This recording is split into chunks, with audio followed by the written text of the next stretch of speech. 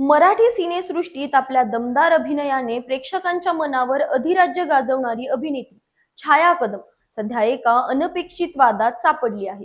सैराट मधील तिची ताकदवान भूमिका असो, लापता लेडीज मधील संवेदनशील अभिनय असो किंवा all we imagine as a light मधील तिची आंतरराष्ट्रीय स्तरावरील कामगिरी असो, छाया कदम यांनी नेहमीच आपल्या अभिनयाने सगळ्यांना थक्क केलं। पण आता त्या चर्चेत आहेत एका मुलाखतीमुळे, ज्यामध्ये त्यांनी रानडुक्कर, ससा आणि घोरपडीचं मांस खाल्ल्याचा खुलासा केला आणि हा खुलासा आता त्यांच्यासाठी डोकेदुखी ठरलाय। नमस्कार, मी अंजली आपलं स्वागत करते पोलखोल मध्ये। काही दिवसांपूर्वी एका मुलाखतीत छाया कदम यांनी खुलासा केला की त्यांनी रानडुक्कर, ससा, घोरपड आणि अगदी हरिण यांचं मांस खाल्लं आहे। हे ऐकताच अनेकांच्या भुवया उंचावल्या, कारण वन्यजीव संरक्षण कायदा 1972 अंतर्गत या प्रजाती संरक्षित आहेत। या प्राण्यांची शिकार करणं, त्यांचं मांस खाणं किंवा त्यांचा व्यापार करणं हा गंभीर गुन्हा आहे। छायाच्या या बिनधास्त वक्तव्यामुळे सोशल मीडियावर खळबळ उडाली आणि काहींनी त्यांच्या या कबुलीला सैराट स्टाईल बिनधास्तपणा असंही म्हटलं। मुंबईतील plant and animal welfare society म्हणजेच PAWS या स्वयंसेवी संस्थेने छायाच्या या वक्तव्याला गंभीरपणे घेत ठाण्यातील वन संरक्षण आणि विभागीय वन अधिकाऱ्यांकडे तक्रार दाखल केली।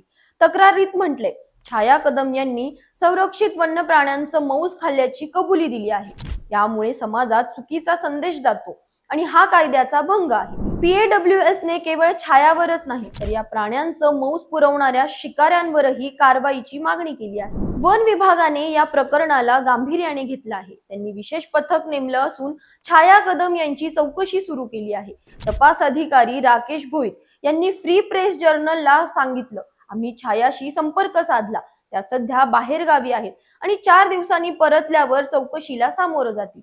तसंच मांस पुरवणाऱ्या शिकाऱ्यांचाही शोध घेतला जात आहे। दोषींवर कठोर कारवाई होईल। छायाच्या या वक्तव्यानंतर सोशल मीडियावर एकच गदारोळ माजला आहे। कोणी तिच्या बिनधास्त स्टाईलचं कौतुक केलं तर कोणी तिच्या जबाबदारीच्या अभिनेत्री म्हणून विचार करण्याच्या शैलीवर प्रश्नचिन्ह उपस्थित केलं। एका युजरने ट्विट केलं, छाया कदम यांनी सैराट मधल्या अर्ची सारखं बेधडकपणे बोलून टाकलं, पण आता हा बेधडकपणा कायदेशीर अडचणीत आणणार का? तर दुसऱ्या युजरने लिहिलं, वन्य प्राण्यांचं संरक्षण हा गंभीर विषय आहे, सेलिब्रिटींनी बोलताना जबाबदारीने बोललं पाहिजे।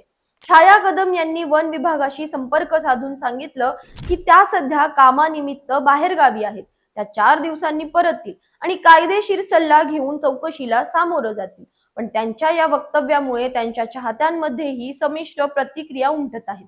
काहींना वाटतं की छायाने आपल्या खाण्याच्या सवयींबद्दल इतकं खुलेआम बोलणं टाळायला हवं होतं, तर काहींना वाटतं की हा सगळा वाद फक्त प्रसिद्धीचा भाग आहे। छाया कदम यांच्या या वादाने एक गोष्ट स्पष्ट केली आहे की सेलिब्रिटींच्या प्रत्येक वक्तव्यावर समाजाचं आणि कायद्याचं बारीक लक्ष असतं, विशेषतः जेव्हा विषय पर्यावरण, वन्यजीव संरक्षण यांच्यासारख्या संवेदनशील मुद्द्यांशी जोडलेला असतो, तेव्हा बोलताना 10 वेळा विचार करावा लागतो।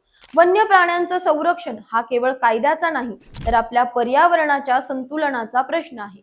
छाया कदम यांच्या चौकशीतून नेमकं काय समोर येईल हे पाहणं औत्सुक्याचं ठरणार आहे। त्या खरंच कायदेशीर अडचणीत सापडणार का, की हा सगळा वाद फक्त एक चुकीचं वक्तव्य ठरेल?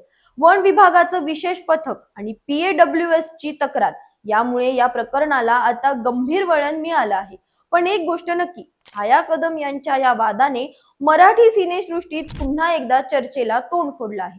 तुम्हाला काय वाटतं? छाया कदम यांनी असं वक्तव्य करणं योग्य होतं का, की फक्त हा एक चुकीचा समज आहे? तुमच्या प्रतिक्रिया कमेंटमध्ये नक्की कळवा। अशाच माहितीपूर्वक व्हिडिओसाठी आमच्या चॅनलला लाईक, सबस्क्राईब आणि शेअर करा।